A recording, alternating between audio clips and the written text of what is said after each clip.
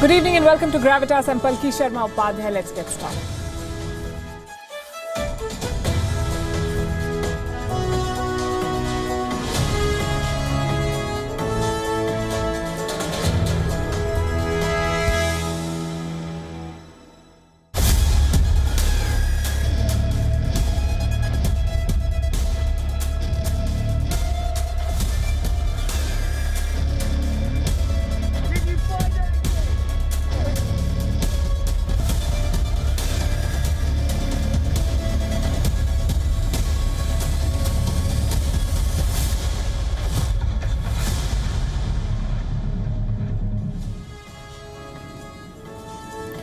It's a story we can't get enough of. Every day there is new evidence on how the Wuhan virus may have come out of a laboratory in China.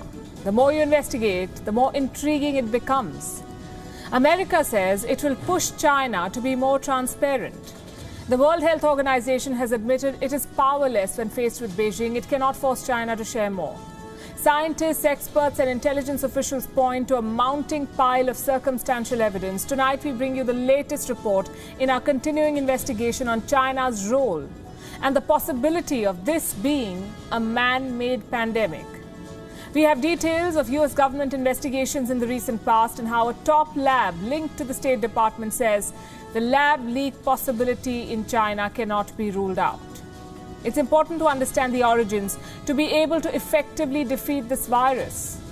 Why go far? Look at what's happening in India. Up and running in the beginning of this year, hit by a devastating second wave last month, on the road to recovery now, but facing challenges with mutations. 2 new and more severe mutations have been found in India. At what point will this deadly cycle end? On Gravitas tonight, we'll get you the latest also on the show. 18 months into the pandemic, India still doesn't have an updated and scientifically backed prescription, it seems. All the medicines that you may have taken, Doxy, Favipiravir, Ivermectin, have now been declared useless by the Health Ministry. In South Africa, a blot to Mahatma Gandhi's legacy. His great-granddaughter is jailed for 7 years in a case of fraud. A United Nations court has upheld the conviction of the man who's called the Butcher of Bosnia. We bring you the story of Ratko Mladic, who oversaw the genocide. And in Australia, a new dinosaur species has been found, the largest to be discovered in the country. They've named it Cooper. We begin as always with Gravitas Global Headlines. Even as COVID-19 cases in India decline, a new variant of the virus has been detected among samples from international travelers from the UK and Brazil. The B11282 variant was detected by India's National Institute of Virology. The symptoms include weight loss, lung lesions and severe lung infections.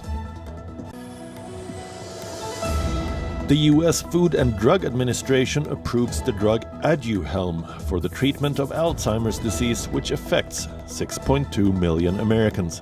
The approval comes despite opposition from Alzheimer's experts who believe there is not enough evidence that the drug can help patients. This is the first new medication for the debilitating disease.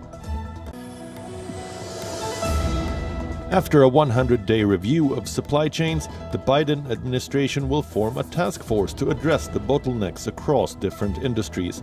All this in a bid to increase domestic manufacturing after a chip shortage deeply hurt automakers this year. The US aims to reduce reliance on competitors like China for raw materials. El Salvador's president says he will make the Bitcoin cryptocurrency a legal tender, making the country the first in the world to do so. Bitcoin could be used alongside the US dollar, which is the country's official currency. The president says the move would give 70% of Salvadorans without bank accounts access to financial services. U.S. Vice President Kamala Harris urges Guatemalans aspiring to enter America to not try and enter the U.S. illegally. Do not come. Do not come. On her first overseas trip since taking office, Harris warns would-be migrants that they would be turned back at the border. All this as the U.S. tries to control a surge in migration at the southern border. A British police officer, Wayne Couzens, has pleaded guilty in the kidnapping and rape of Sarah Everard, who went missing in March while walking home in London. The disappearance and death of Everard sparked anger among women globally. The next hearing in the case is scheduled for July 9th. Amid concerns of animals getting infected, captive elephants in a tiger reserve in the Indian state of Tamil Nadu are tested for COVID-19. This comes after 9 of the 11 lions at Zoological Park in Chennai tested positive for the infection. China warns the US against pursuing a trade deal with Taiwan after Washington continued its show of support for the island nation. China urged the US to handle the Taiwan issue cautiously, while China claims self-ruled Taiwan as its own territory. The US has been gradually stepping up its support for Taiwan by approving new arms sales and more. World number 85 Tamara Zidansek have become the first Slovenian woman to reach a Grand Slam semi-final after battling past Spain's Paula Badosa at the French Open. The higher-ranked Badosa had appeared on course for victory when she rebounded from a set and 4-2 down to reel off 6 games in a row. But Zidansek edged a gripping contest by taking out the decider 8-6.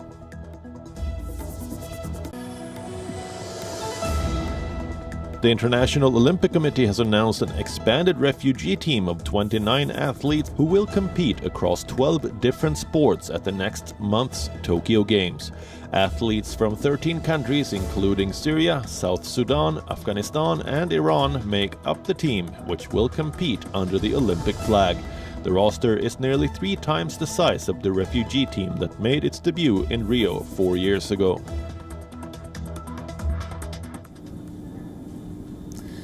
The lab leak theory is growing bigger by the day.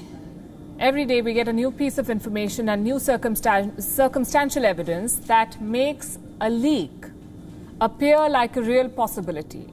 The latest report comes from the United States. It's not really new, but it's in focus now. This report dates back to May 2020. It was prepared by scientists who were studying the Wuhan virus for the US government. What did they find?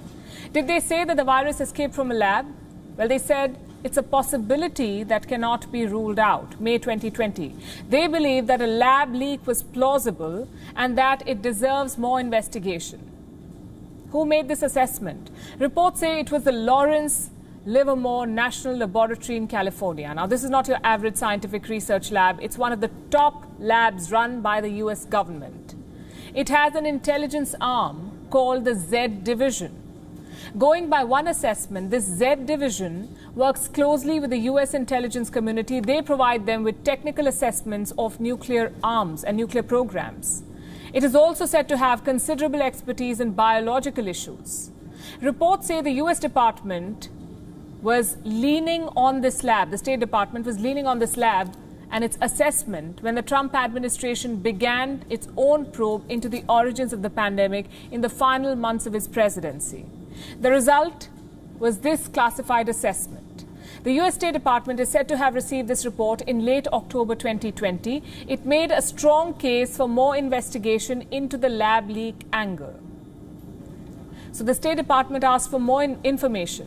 Remember, all of this happened last year, and it's important to underline why this was a significant development. Remember, the global scientific community was split about the origins. They still are. Some scientists simply dismissed the possibility of a man-made virus. And in the middle of this debate, we had a well-respected American laboratory throwing its weight behind the lab theory. Now, the Biden administration has ordered another investigation. They're convinced that China has not been transparent. U.S. Secretary of State Antony Blinken has vowed to hold China accountable. He has said that global pressure can force Beijing to be transparent. And now America's National Security Advisor Jake Sullivan is saying the same. While discussing the issue of reforms at the World Health Organization, Sullivan backed a second investigation into the origins. Some of those reforms are more programmatic and bureaucratic. They relate to ensuring greater efficiency and effectiveness in responding to things like the outbreak of COVID-19. Some of them are about making sure that there is not undue influence or interference by any single member state or country in the WHO. And then some of them relate to very targeted issues like the COVID-19 origins investigation, where I have personally and we collectively have been quite vocal about our view that there needs to be a second round to this investigation that truly gets to the heart of the matter, which is the original data and original information that is still being withheld by China. And our hope is that in the coming months we will see a credible international investigation progress, including in respect to those items. It's good to have hope. But if America is banking on the World Health Organization, it may be hoping for too much. The WHO is powerless when faced with China. We've always known this. Now, the WHO is saying it in so many words. At a press conference, a top official was asked how the World Health Body will compel China to be more open. The response speaks for itself. WHO doesn't have the power to compel anyone in this regard or in other regards. And in that sense, WHO does not have the power to investigate or enter countries without the express permission and cooperation of that country. That is the basis on which the organisation is established in its constitution. It's a member state organisation. So basically, the World Health Organization is saying we cannot do much. If Beijing does not want another investigation, it may not happen. And they're right. In the first investigation, the WHO team was chaperoned by the Chinese state on a guided tour of Wuhan. The investigators were handpicked by China. Their access to the Wuhan lab was controlled by China. Reports say these investigators were allowed to spend only 3 hours at the Wuhan Institute of Virology. And on the basis of this limited access, they labeled the possibility of a lab leak, quote unquote, the least likely. This entire exercise made people and experts forget about the possibility of a leak. Former US Secretary of State Condoleezza Rice has now spoken out. She claims that the United States made a big mistake by dismissing the possibility of a leak in the early weeks. Now, America wants scientists to visit China again. China will have none of it. It has declared an end to this investigation. It has rejected all demands. In fact, China says if the second investigation is to be carried out at all, it should begin from American labs. It's a classic stalemate. We're tracking all the moves for you. Meanwhile, in India, there are signs of recovery. The second wave is slowing down, and significantly so. Cases are declining. The death rate has dropped. The country is opening up. Things seem hopeful, yes. But some hurdles still remain. Like new variants. 2 of them are being called super infective. What are their names? Where are they spreading? And what new symptoms are they causing? Here's a report on all you need to know. The lowest case count in 66 days. A sharp decline in active caseload. A notable improvement in the rate of recovery. And a decreasing daily death toll. Overall, India is on the road to recovery, but the situation remains worrying in some states. Like Tamil Nadu, Karnataka, Maharashtra, Kerala and Odisha.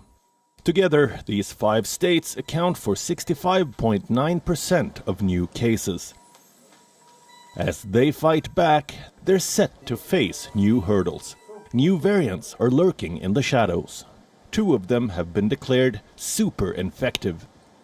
The first one is called N440K. It was first seen in Gujarat in the month of January. Now its prevalence has risen across India. According to a paper published by the Academy for Scientific and Innovative Research, Karnataka, Maharashtra, Telangana and Chhattisgarh account for 50% of the samples tested for this variant. How dangerous is this variant? The paper suggests it is 10 times more infective than the other strains spreading in India.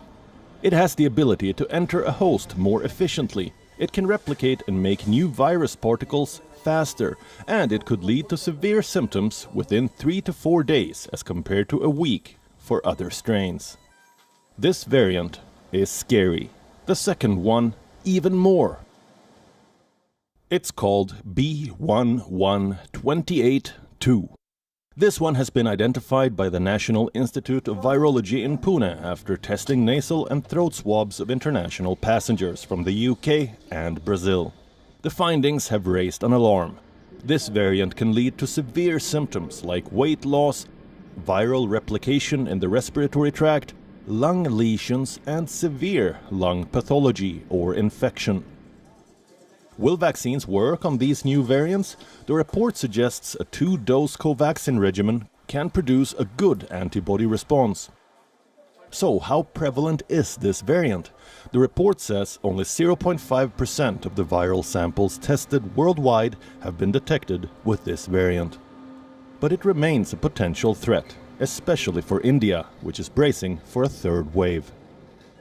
The challenges don't end there. India is also reporting some serious post-COVID complications. After black fungus and white fungus, another fungal infection is on the rise. Pulmonary aspergillosis, an allergic reaction caused by Aspergillus fungus. It existed long before COVID. Now it has become more invasive. It is being reported in COVID patients who had a prolonged stay in ICUs or took steroids for treatment. This infection affects the lungs, and if left untreated, it may manifest into respiratory problems. As India emerges from lockdowns, we cannot afford to let our guard down. Bureau Report, WION. World is One.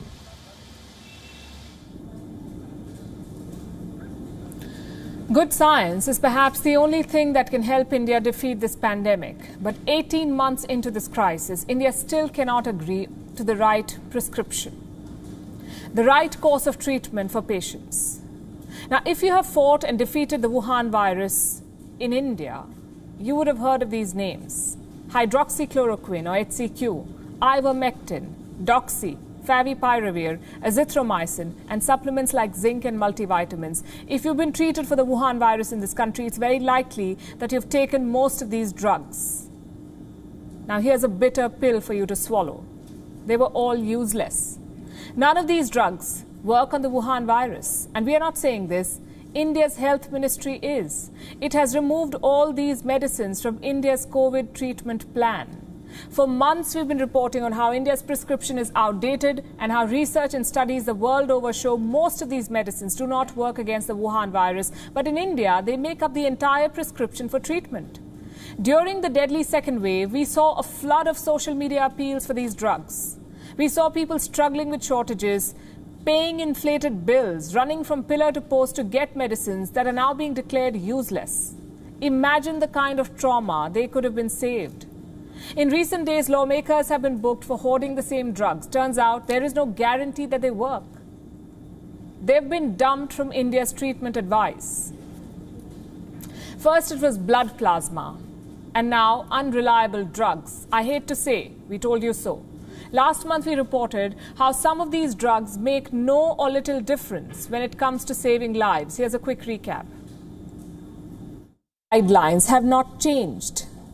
They have not been updated since the pandemic began. CQ is still part of the treatment protocol. ICMR guidelines advise this tablet for mild patients. ICMR's treatment plan features more such unproven drugs for the treatment of the Wuhan virus. Next on our list is ivermectin. This is the body that's supposed to guide our response. The second wave has spread from urban centers to rural ones, and the master prescription to treat patients in India suggests outdated and written off cures. That report was about India's treatment protocols. They're published by the Indian Council of Medical Research, or ICMR. Guess what? The ICMR's guidelines still lists some of these outdated drugs. Last we checked, the ICMR had published its latest clinical guidance on the 17th of May. And it still lists HCQ, ivermectin, and multivitamins for patients who are recovering under home isolation. Even while the Health Ministry of India advises against these drugs, the ICMR continues to back them. So India now has 2 prescriptions to treat patients.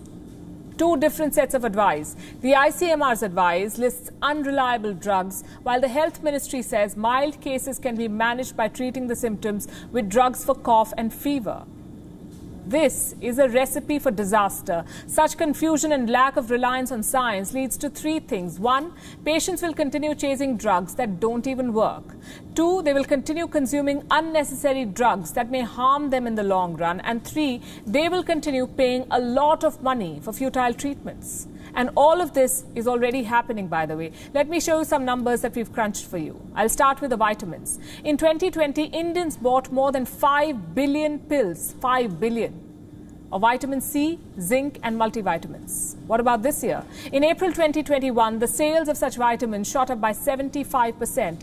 Top companies sold more than $30 million worth of vitamins. It's the same story for other drugs. HCQ, hydroxychloroquine, was sold as a miracle drug at the beginning of the pandemic. In 2020, more than 220 million HCQ tablets were sold between the months of March and May. Soon the craze fizzled out, only for other reliable drugs to take its place. Unreliable drugs like Favipiravir. Between June and December last year, sales of Favipiravir were worth more than $58 million. In April 2021, Favipiravir earned the same amount of money in a month. More than $50 million worth of this drug was sold in India. Long story short, India spent millions of dollars on unproven drugs. And if that's not bad enough, unnecessary consumption of some of these drugs may have harmed us. I have some examples again. HCQ, there was a time when everybody was taking it. Then doctors found a link to serious heart rhythm problems, so they stopped prescribing HCQ. Same with multivitamins and zinc. And you should hear this very carefully. Listen to this. India has reported around 12,000 cases of black fungus in Wuhan virus patients. Earlier, these cases were linked to bad hygiene, but experts now fear that the blanket use of zinc in treatment could have had a role to play. The presence of zinc in your body creates an ideal environment for black fungus. Experts say there is a need to investigate this possible link between the indiscriminate use of zinc supplements and black fungus cases. Who will be held accountable for all of this? For the desperate chase for useless medicines, for the millions spent on these medicines, and for the health hazards that they may have led to? India needs an updated and scientifically backed prescription. As we brace for a third wave, we must first fight the pandemic of unreliable drugs. Mahatma Gandhi's great-granddaughter has been sentenced to 7 years in jail in South Africa. Her name is Ashish Lata Ramgobin. She's 56 years old. She has been found guilty of fraud and forgery in a 6 million rand or $442,000 case. What exactly did she do, and how will this impact the legacy of Gandhi? Our report explores. This is Ashish Lata Ramgobin, the great-granddaughter of Mohandas Karamchand Gandhi, aka Mahatma Gandhi. Ramgobin is 56 and she is currently in jail. Ramgobin is guilty of fraud and forgery. The money involved is 6 million rand, nearly $442,000 or 3.22 crore rupees. It may not be that big an amount, but its weight threatens to dent the legacy of Gandhi. This is Mahatma Gandhi's family tree. Mahatma and Kasturba Gandhi had 4 children, all sons: Harilal, Devdas, Manilal and Ramdas. Manilal lived in South Africa. He was the longest-serving editor of a paper called The Indian Opinion. It was established by Mahatma Gandhi in 1903. Manilal married Sushila Mashruwala. They became printing partners and had 3 children: Sita, Arun and Ella. Ashish Lata Ramgobin is the daughter of Ella Gandhi and Mewa Ramgobin. Ramgobin lives in South Africa. She describes herself as an activist. The trial against her began in 2015. The case has 2 main characters: Ramgobin and Esa Maharaj. Maharaj is the director of a company called New Africa Alliance Footwear Distributors. It imports, manufactures and sells clothes, linen and footwear.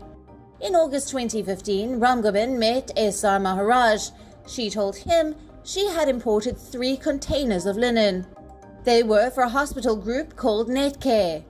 But she did not have the money to pay customs and import costs. Ram Gobind showed Maharaj purchase orders and invoices from Netcare. The documents convinced Maharaj, and Ram Gobind's family credentials left no need for a verification. So Maharaj lent her 6.2 million rand. He was promised a profit in return. But soon he found out that the documents were forged. Netcare had no arrangements with Ram Gobind. Maharaj pressed criminal charges against Ram Gobind. A 6-year-long trial later, she is in jail in Durban. Thousands of miles away in India, Ram Gobind is trending on social media. It is a little stupefying when the blood of the father of the nation lands up in jail. That too, not for fasting, but for fraud. Some 91 years ago, 4th of January 1932, Mahatma Gandhi was arrested for starting a fast. He was taken to Bombay's Yerawada jail and was released 15 hours later. Gandhi was arrested at least 13 times throughout his life. 6 of these instances were in South Africa, and they were for reasons various and many. Be it the Great March, or for refusing to leave the erstwhile province of Transvaal. Gandhi died on the 30th of January 1948. He remains one of the most popular leaders worldwide, now with a blot on his legacy. Bureau Report, WION, World is One.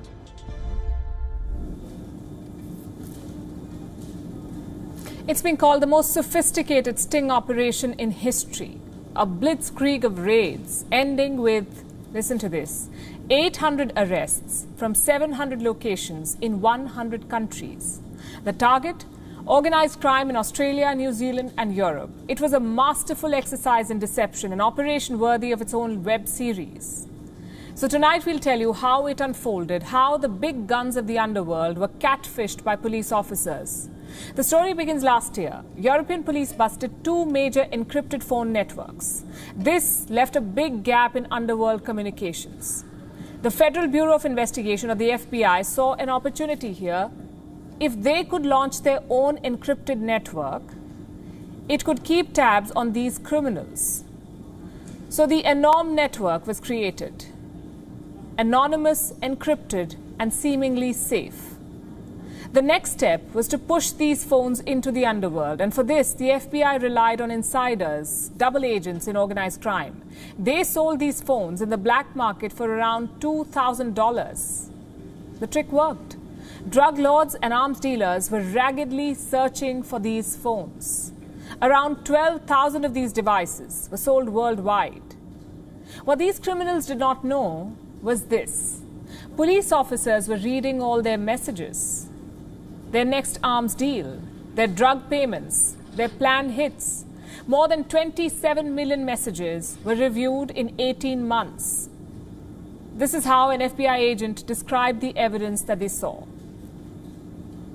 And to give you an idea of the magnitude of our penetration, we were able to actually see photographs of hundreds of tons of cocaine that were concealed in shipments of fruit.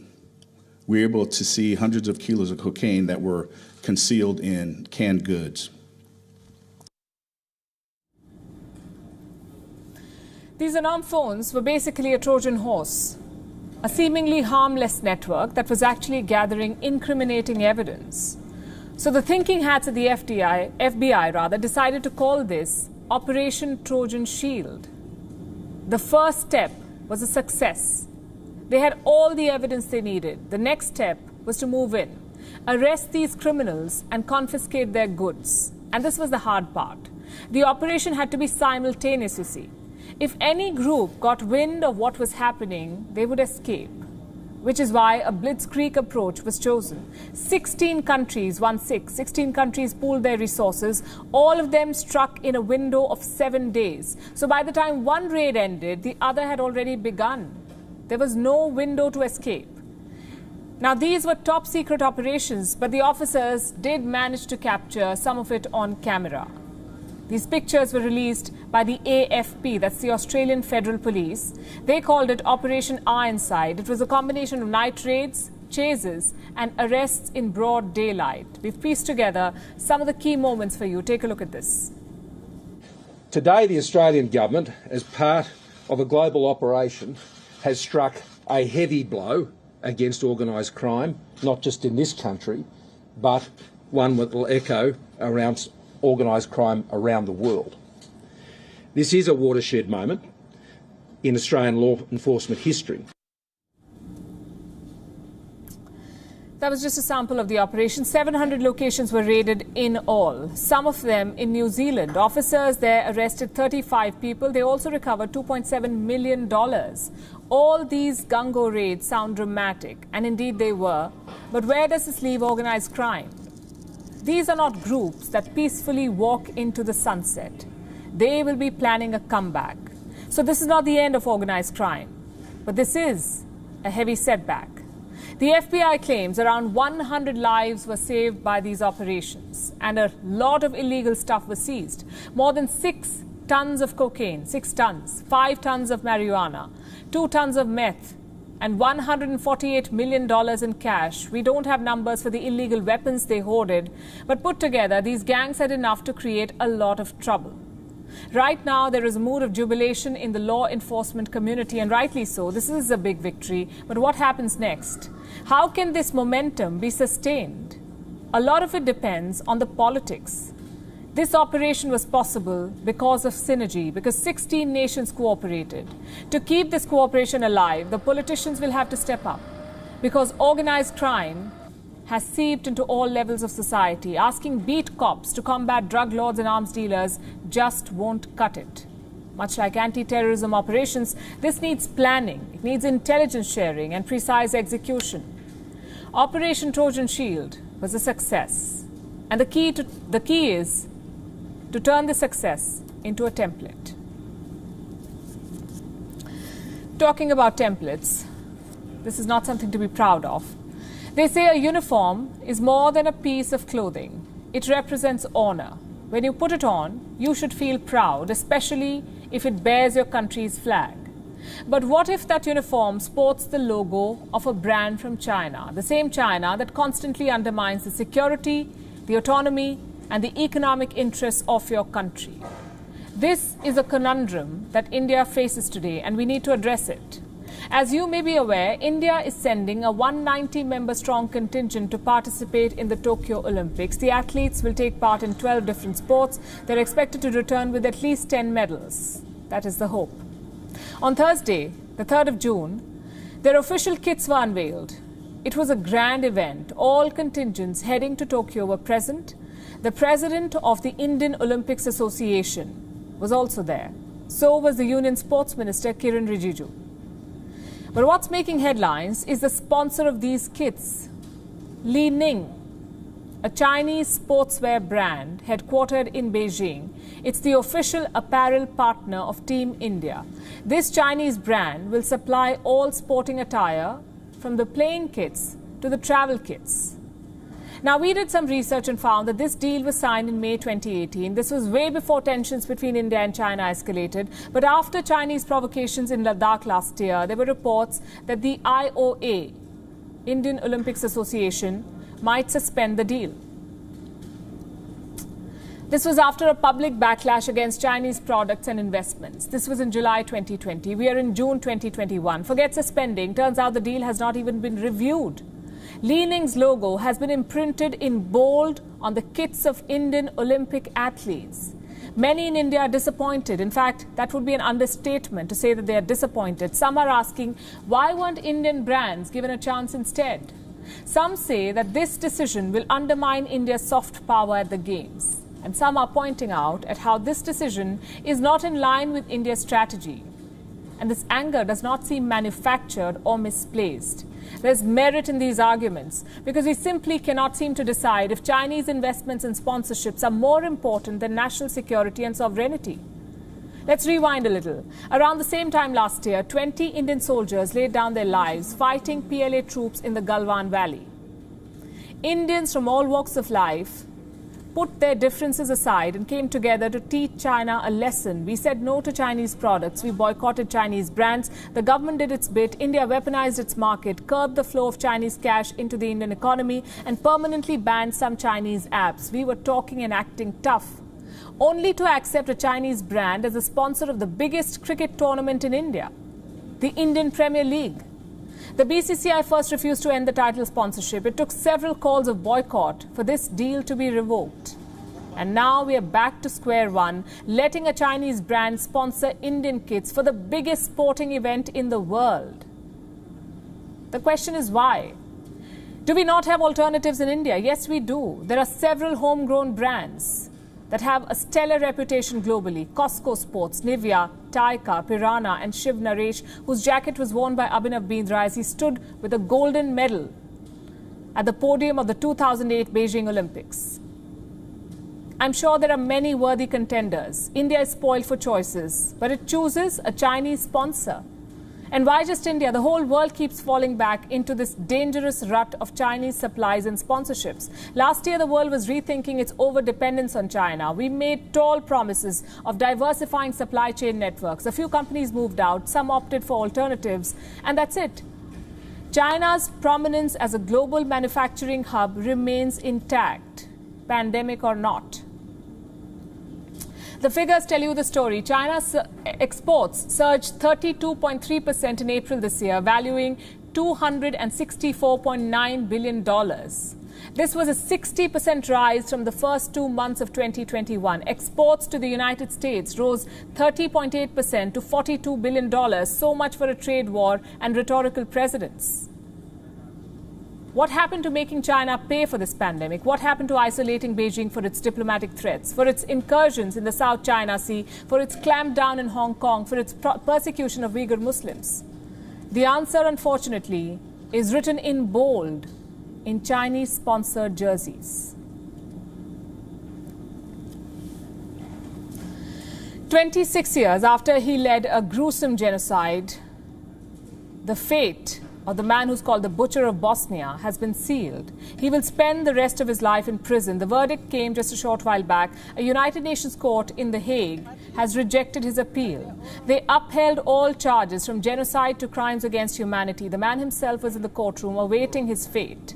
Our next report tells you how a Serbian general named Ratko Mladic became the Butcher of Bosnia and how modern-day Serbia continues to struggle with his tainted legacy.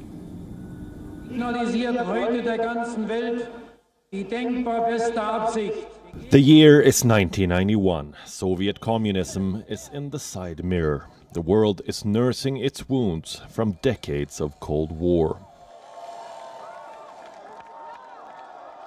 In Eastern Europe, things are spiraling out of control. The communist states are at war, some with neighbors, others with themselves. One such country was the sprawling Yugoslavia, a mosaic of 6 peoples. Burdened by its own diversity, Yugoslavia began disintegrating. In October 1991, the Socialist Republic of Bosnia and Herzegovina declared independence. The move was backed by a referendum, but it would seal the fate of thousands of Bosniak Muslims. Serbs living in the new Bosnian state opposed independence. With the help of the Serbian government, they attacked Bosnia and Herzegovina. Thus began a campaign of crackdowns, ethnic cleansing and massacres. A campaign that became the life goal of this man, Ratko Mladic, the Butcher of Bosnia. The Bosnian War killed 100,000 people, displaced 2.2 million others. The most brutal episode of the war came in 1995. The city of Srebrenica was bathed in blood by Mladic and his Serbian army. 8,000 Bosnians were massacred, most of them young Muslim men. By 1995, Srebrenica was besieged from all sides. The United Nations had declared the town a safe area, but they made one grave mistake. They failed to demilitarize the surrounding area. Rumor has it, Mladic was handing out sweets to children, while their brothers and fathers were dragged into forests and executed. In 2004, a war tribunal ruled that the massacre was a genocide. By now, most of the Serbian generals were in hiding, including Ratko Mladic. 7 years later, he was captured from northern Serbia. After a long and traumatizing trial, justice came in 2017. Mladic was convicted of genocide and crimes against humanity. Today, in his late 70s, Mladic has a shadow of his venomous past. But he clings on to his ideology from the war. Ask him, the court, the tribunal. It's all a NATO conspiracy. I was and still am a target of the NATO alliance. And please don't take offense if I say that this tribunal, of which I have a very, very low opinion, is a child of the Western powers that have been blowing the same horn ever since the fall of the Berlin Wall. Mladic's legacy is a complicated one. To most of the world, he is the butcher of Bosnia, but to many Serbs, even in Srebrenica, he is a crusader, a man who fought for Serbian glory. We want to send a message that Ratko Mladic is the Serb hero and that we are very grateful to him because his entry into Srebrenica had just freed us from everything that was causing evil and harm in that area. Ratko Mladic isn't the first villain to be venerated, and he won't be the last. But unlike these Serbian hardliners, history does not have blinkers. The mass graves in Srebrenica will testify to that. Bureau Report, WION. World is One. And so, since we're talking about the past, let's take you further back in history and talk about an animal that roamed our planet 100 million years ago. Its fossil remains were discovered in Australia. Way back in 2006, 15 years and some painstaking research on, Australian paleontologists have finally revealed who this somebody was, the largest dinosaur to have lived on the Australian continent. It is also among the 5 largest dinosaurs to have ever lived on Earth. They've nicknamed it Cooper. Our next report tells you how enormous Cooper was and the door to future discoveries it may have opened.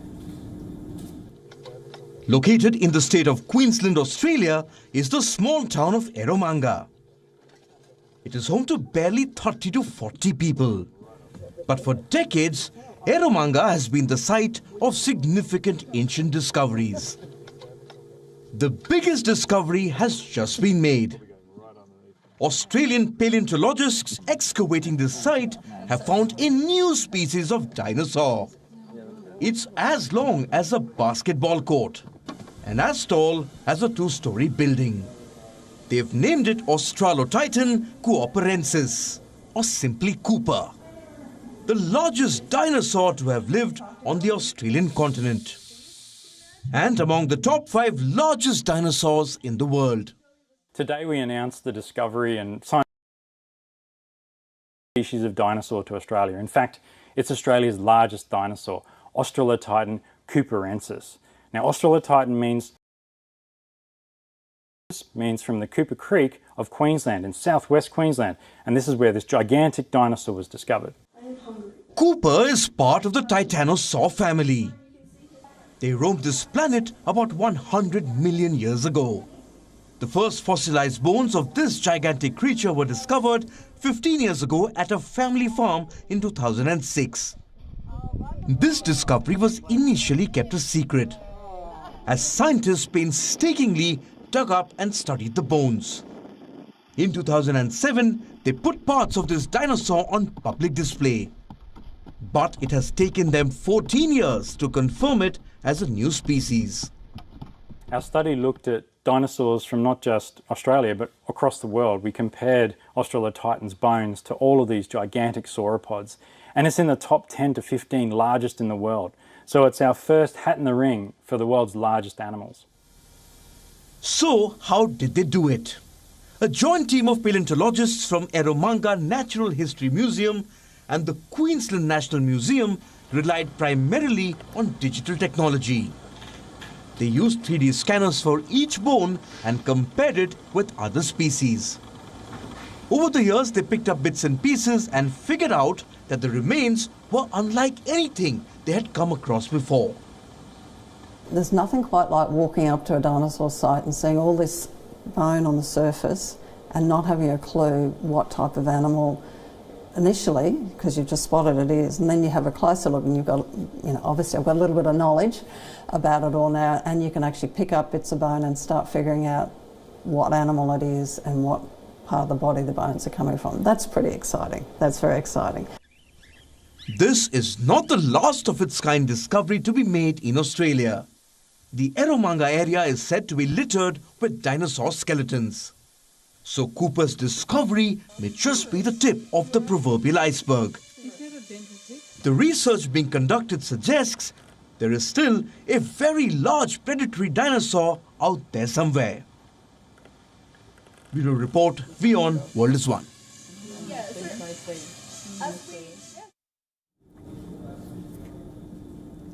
Our society is designed to deter growth. I know it's a strong and pessimistic statement, but there's a reason I say so.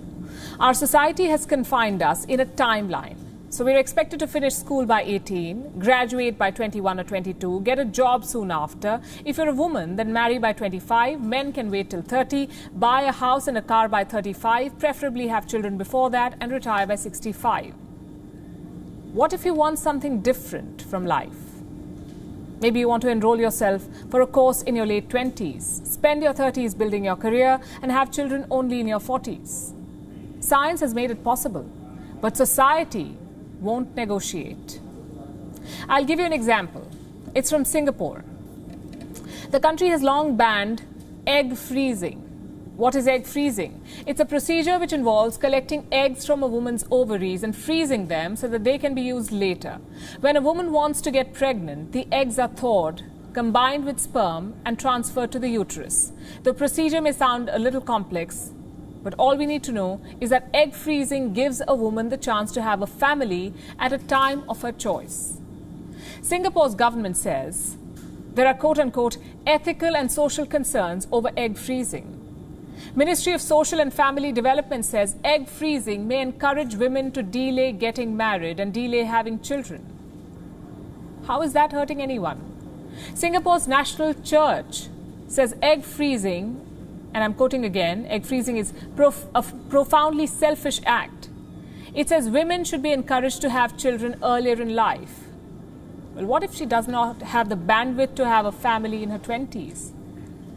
Of all the countries, Singapore should know this. It has one of the most work-obsessed societies, also one of the most competitive. Millennials in Singapore work 48 hours a week. That's more than the Japanese and the Americans, at par with Chinese and the Mexicans, and just 4 hours less than Indians. Singapore has always told, people in Singapore have always been told to study hard and to work hard. And now they're expected to have babies fast. It doesn't work that way, does it? So women from Singapore are flying abroad to get their eggs frozen. Erica is among them. I'm not sure why they're not giving women the opportunity to have kids at an older age. It's quite unfair to women. Singapore allows freezing of eggs only for medical reasons. For example, in case of cancer patients who risk losing their fertility because of chemotherapy, the country is now paying the price for this unjustifiable policy. Singapore's fertility rate has fallen to 1.1 babies per woman. This is a historic low for the country. It is also far below the global average of 2.4 babies per woman. While ban on egg freezing may not be the sole reason for the falling graph, it does have a big role to play, along with changing dating rules and more women opting to stay single. You see, a woman's fertility begins declining from the mid-30s. Post that, it becomes difficult for her to conceive. Chances of complications in pregnancy also increase. By freezing eggs, she gets to navigate these problems. Today, women across the world have become open to the idea of freezing their eggs. If you have the money and if you have the time to do it as early as possible, because that's the best thing you could do for yourself, giving yourself an opportunity, to find the right guy or to build your career first. Singapore is not the only country, by the way, to have banned egg freezing. Also on the list is China. These countries may not be in tune with the times, and I will tell you why. More and more women today are delaying childbirth. In the US, the average age of a first-time mother is 26 years. Earlier it was 21. For a father, the age is up to 31 years from 27. One report says the first birth across developed countries is happening at the age of 31. In the Netherlands, women are delivering their first child at an average age of 29.9 years. In the early 1970s, that number was 24.3 years. In Denmark, it is 29.2 years. Finland, 29.2. France, 28.7. Greece, 29.9. Singapore, wait for it, 30.5 years. That's when an average woman is having her first child. Unfortunately, we could not find reliable data from India, but you get the global trend. One study asked women why they're delaying childbirth. 51% of them cited financial reasons. They said they want to earn a high salary first. Can you blame them? Having children is expensive, and that's a fact. If I were to put it in numbers, it costs you over $250,000 to raise a child in the US, and this is up to college. Higher education expenses are a different ballgame altogether. Parents want to offer the best to their children, help them hone their skills, live up to their potential.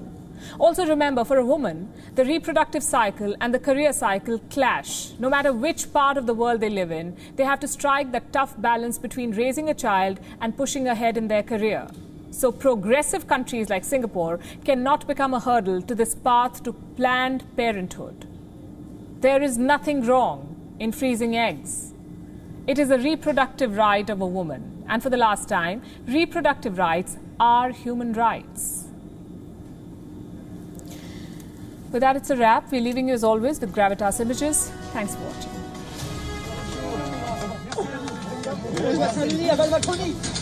Oh